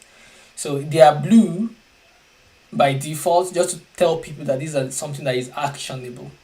So, but you can still style it to be whatever you want to be. All of those things can be done. So you can see now that our image is now 500 pixels, and that's how it works. So which is good. So before you go, the last thing before I start answering questions. I know this can be like a lot of things, but you can go ahead and watch this video over again. This is just like a very good introduction to the way CSS works and everything. We have three major different kinds of styling. So we have the inline styling, we have the internal styling, and then we have the external styling, which you should be using most of the time. And we have the selectors. We have like element selectors, then we have the class selectors, and the last type of selectors we have is the ID. You can also select by ID, but we didn't mention that, but you can actually check it out. But you'll be using class most of the time. So I think that's this about that. So another thing I would like to mention that is very important for every web developer to know is the Chrome developer tools. So the Chrome developer tools allow you to be able to see all of this code you are doing in your browser and to be able to like investigate if something is working or not. So like for instance, I can inspect, right click and inspect, and then it's going to bring out the code, VS Code, not VS Code, sorry, Chrome developer tools. So it doesn't matter which you are using, either you are using Mozilla or you are using Chrome. They both have very nice developer tools, but I will prefer that you use I'll just go to responsive, so you can see all of these things here. So this is the responsive one, and if I click on click this mobile one, just give me the web version. So because we're not building for mobile now, so don't worry about that, just about web. And this thing, you can place it anywhere you want. If you go to the corner here, you can click this hand, so to take the developer tool to the side so you can see what you're doing depending on the space on your laptop. So if you have it on the side, you will see that all of the HTML code we have been written is all here. Like for instance, if you look at the head section, if I collapse this head section, why is it so slow? So you can see like we have this style sheet that we attached. You can see style.css. So you can see the internal style sheet that we wrote before that I uncomment out. So, and also you can see the body section, you can see the main section, you can see the nav section. You can see as I'm clicking on these, it's highlighting it on the browser. You can see when I click on this image section, you can see this section here and then the footer section. So this is really good for you to be able to investigate what you're doing. You can even see it for any website. So if you see something that someone do on their website and you want to like check how they wrote those styles, this is a place where you can come and investigate. Like for instance, if I click on this arrow here and I select this H2, so and you can see the H2 is selected. I will just like, let me bring this up a little bit. I'll bring this section up. So you can see all of the styles for this H2. H1, sorry, the color, the font size, the font style, italic, and things like that. Even you can even change it here. I can change the font style from italic to normal. Here. You can see it's back to normal. It won't change it in the code, but you just change it here just for practice, just for you to try things out. So if it is normal, I can change back to italic, say, and then it's italic again.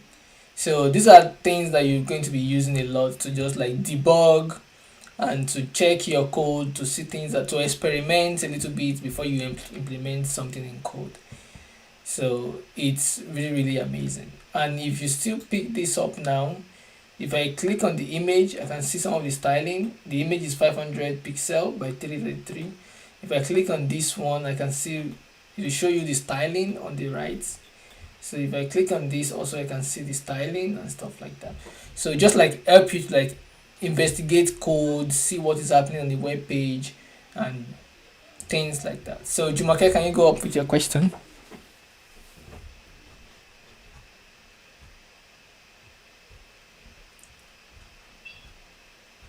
My question is, I installed the HTML preview yesterday. I Yeah. wasn't able to use it.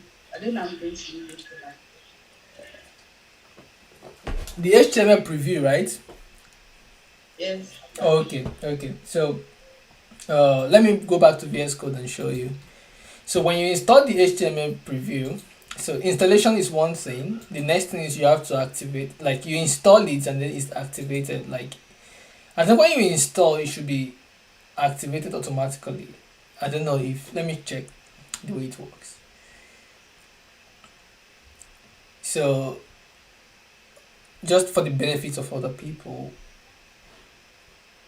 if you install it, and normally when you install, okay, I want to see the HTML preview.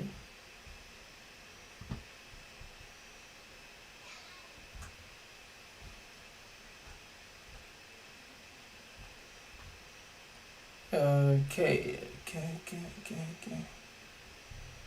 I think I saw it.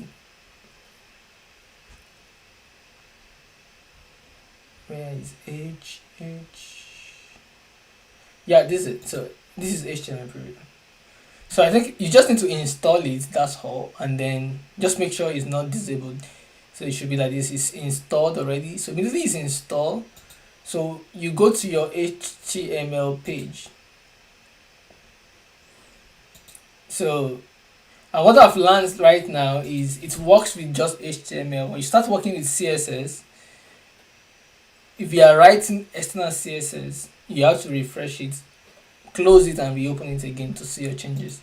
Except you are doing using live server. So you see a column here. You can see open preview to the side. That is your HTML preview icon. It should have this thing here.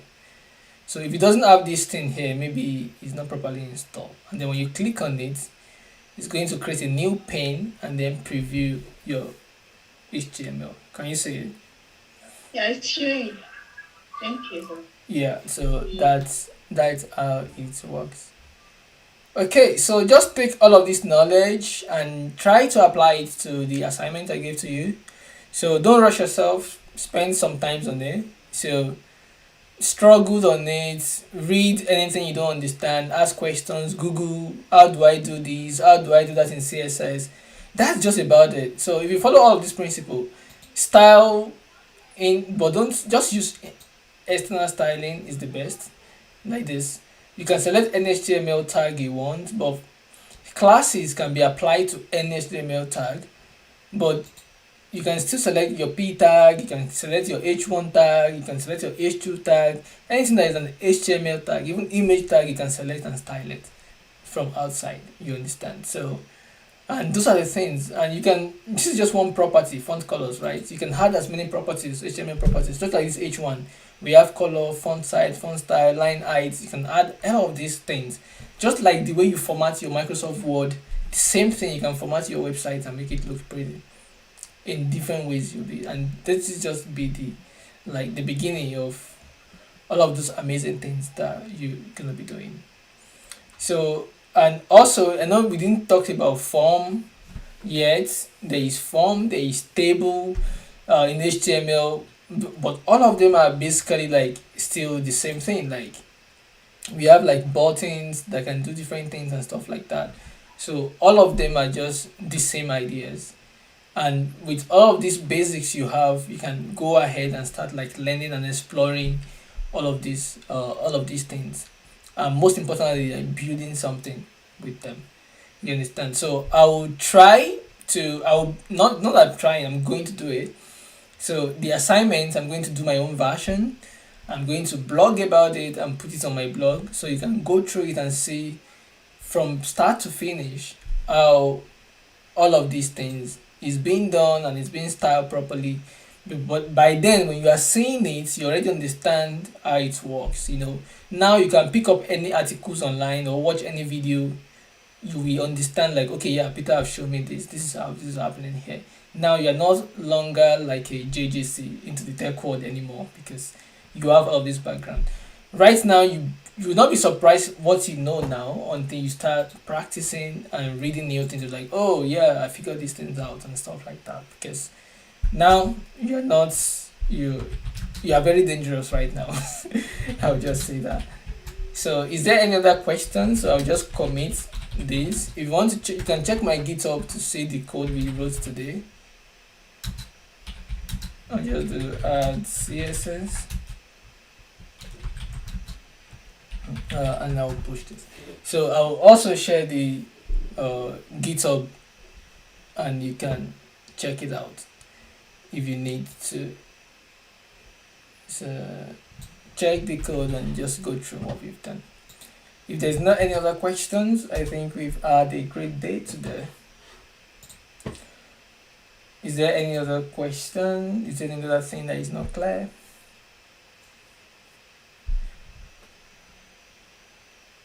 Okay, so I think that we're good then. So thank you everyone for coming. I know this has been a very long 4 weeks, even for me also, because I've been so busy at work. Okay, Eniola, go ahead. Sorry, sir. Well done. Well done, sir. I just want to think there will be another class after this, so you don't feel how we are going to be reading and keep searching on whatever we want to do, and we are not able to get it. Yeah, so there is a Discord class and group. So the reason why we create the Discord group is because we want everyone to be able to have a community where you can ask questions as you are building your project, share your articles. So even as you're doing this assignment, if you finish it, write about it. That is what's going to help you to like solidify your knowledge. Don't be scared. You understand? So there is no one in the world that know everything. So we are just all of us are just like figuring things out, and that is how technology space is. So we are here to like support each other. So what I want to do now is, because we have done all this a lot of information, so I'm going to create series of short videos for some of the things we have covered that are not very clear to some people. Like I've done for Firebase already. I've done for which one did I did for? Again, I know I created like 2 videos recently. Okay, I did for tools and resources and setup. So maybe I'm going to do one for HTML, then I'm going to do for CSS, and somebody requests for Git, so I'm going to do a short videos for Git also. So just like I'll do series of those short videos, and then I'm going to do this assignment also. But this assignment, I think I'm going to write about it. So sometimes, like if you read and you write, you watch videos, you can learn more in different ways. So, but for the assignment, I will probably blog about it, and maybe also do a short videos to just do a walkthrough of the code. And I think that would be good. So definitely that'll be that. And in the beginning, I said that I want to do something on React. So, but this will depend a lot on the engagement on the group. So I'm going to ask, and then and see how it goes. So, but for the past 3 weeks, 4 weeks, we've been doing these videos. I want to create time and write. So I'm going to write a lot about some of the things we have done now. So be expecting a lot of articles from me from upcoming weeks. So, and I'm planning to write some series also. So that will be very helpful for a lot of you. So just keep in touch. And then if I felt like, okay, there are a lot of people that want the React thing, so based on the progress of the group, then I'll start the React series also, so we can do React. Or because now we have not even done JavaScript at all, maybe we could just do JavaScript first. So because you don't need to be master of JavaScript to do React, you just need to have an idea on some basic React JavaScript stuff, which I'm going to teach, and then we could move forward from there.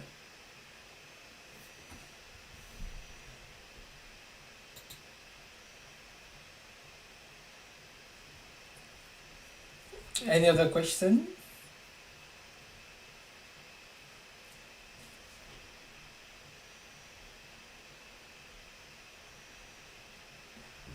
Okay, so if there's not any other question, thank you very much for joining. Follow me on LinkedIn or on Twitter too.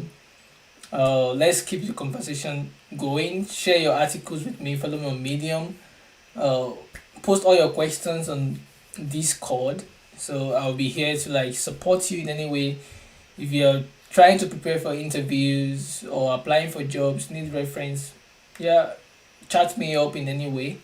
Uh, yeah, if there is need consultancy for projects, stuff like that, I can do. Though I'm not really available to like code for people like ask me like, Peter, can you help us code this project and stuff like that. I'm like, no, I'm fully employed with an organization that I'm really part of. You understand? So, and we also are in like startup stage. I'm like writing a lot of code every week.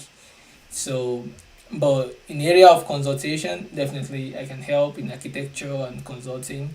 So, but I can't really write active code for another project again because yeah, my current work also is handful, and I don't want to like sabotage myself because of that. But if you need like any help, you're stuck in any way, yeah, definitely I'll be there to like support you. Okay, go ahead with your question.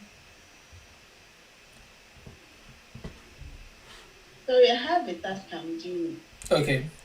but I want to I want to give an input, a background color, but I've not been able to do it. It has a type of radio. So I've been trying to give the background color, it's not working. So you have like an input. There is a radio button. Yes. So one thing you have to understand like the way radio buttons work. So radio buttons like I think we also have like these issues we're trying to like solve our work. Uh, so you can it's possible to like for you to create a background around the radio buttons, but not like on the radio button itself because radio button is just like this circle and then the text that you have. You understand? And what you could do, just wrap that radio buttons in the div, and then you give that div some kind of width. Maybe I don't know how big you want the button to be, and then the background and all the styles you want to apply to that radio button should be around because now that radio button is in that div, and that div can hold it and give it the background and the shape that you want. So you add the style to that div. Maybe you want like you want it to be radius, you want to have white background and things like that, and then you can still style that radio button internally with the text. You understand? So and that way you're going to have your background around the radio button. But if you add like a background to the radio button directly, it's not gonna work. You just like adding backgrounds to like a text, you're not going to get the shape. So you need to add the backgrounds to your text, to the border around your text, and then you could have that framework. Do you understand what I'm saying? Yes, sir. So Yeah. it So is possible to give that button a background. yeah, because radio button itself is just like, for instance, like if you are creating a buttons have a dimension, and radio button doesn't have its own round dimension itself. It just have this circle, and then you have the text for the radio button label. Now, what you want to do, Okay. both radio that circle and those text, you want to put them in a div that hold them, and then you give that div the style and the background you want to give it, and then they can help you group it and hold them together. You understand? So try that. All right. Yeah, Thank you, sir. Thank you very much. yeah, you're welcome.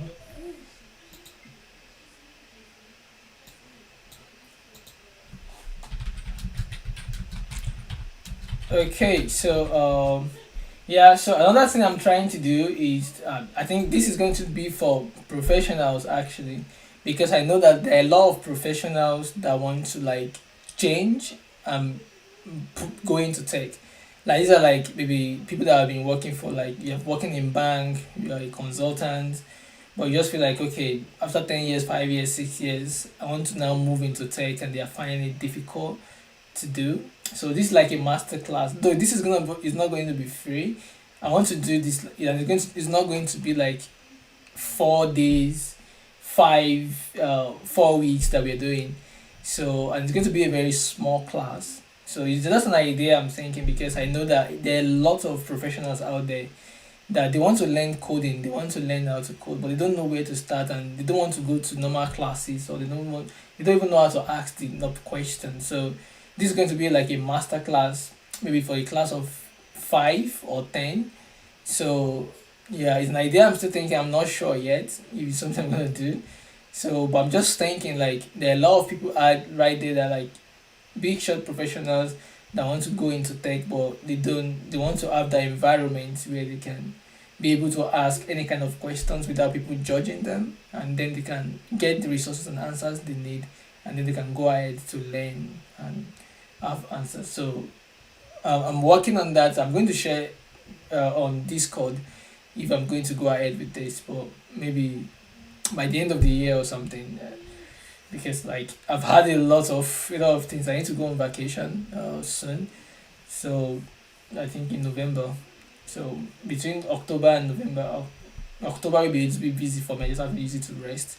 So while I create some of these videos and the articles I'll be creating, so most of October's we just be like creating some of these short videos that will help you and articles that will be rolling out. So after that, so any other thing we are going to be doing, I think will be November, even for the React stuff. So it will basically be November. So I'll just say that between now and October and late and middle of November, just try and solidify all your knowledge of JavaScript and everything, so that by the time I start the advanced class, all of you can take advantage of it easily. You understand? So learn all of these things. You have like 1 month. The assignment I gave to you, try and do it. Challenge yourself also, do something else, so that by the time we start the advanced classes using JavaScript and React and all those things, you are up to speed with us. Yeah, so that would just be the tips that I would like to like give to you guys. Okay, so thank you very much. Subscribe to my YouTube channel, please. It's still like 200. I want it to get to 1,000 so that how we can get more people to like enjoy this and help me share in your network. And I really appreciate all of you for coming. It's been a very long ride and tiring for me too, but at least I am happy that it makes sense to a lot of people and help a lot of people to like get started coding, you know, start and go beyond just WordPress and start doing real codes and stuff. So thank you very much. Like and share the YouTube channels and subscribe to it. Thank you very much. I appreciate you all. Is there any other question before we call it a day?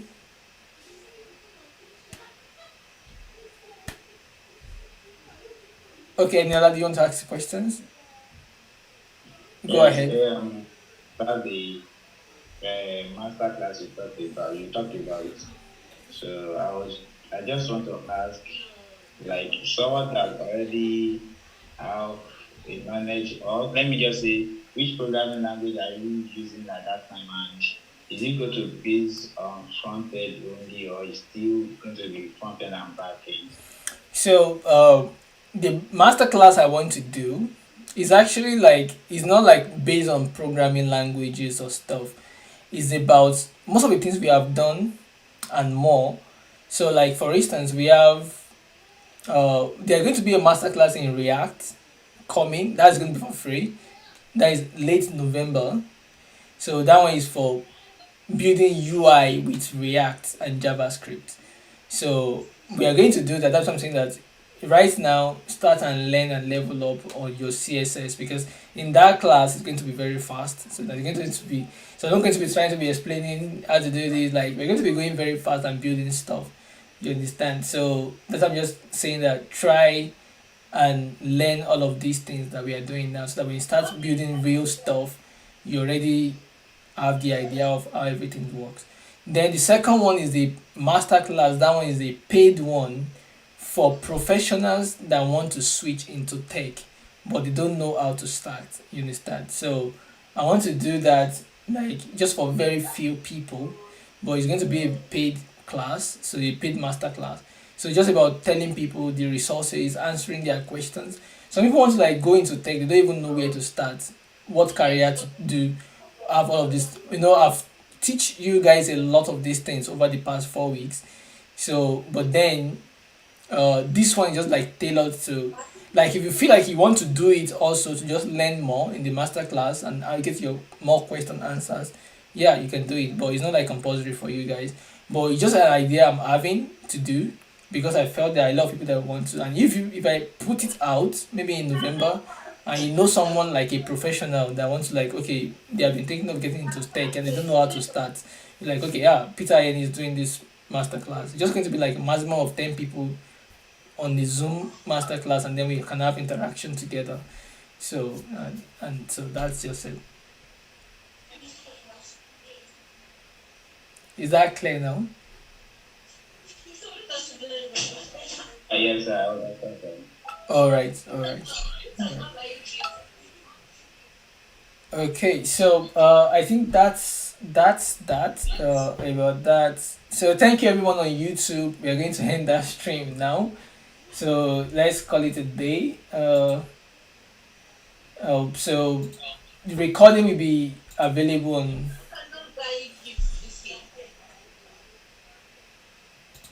So and so the Zoom is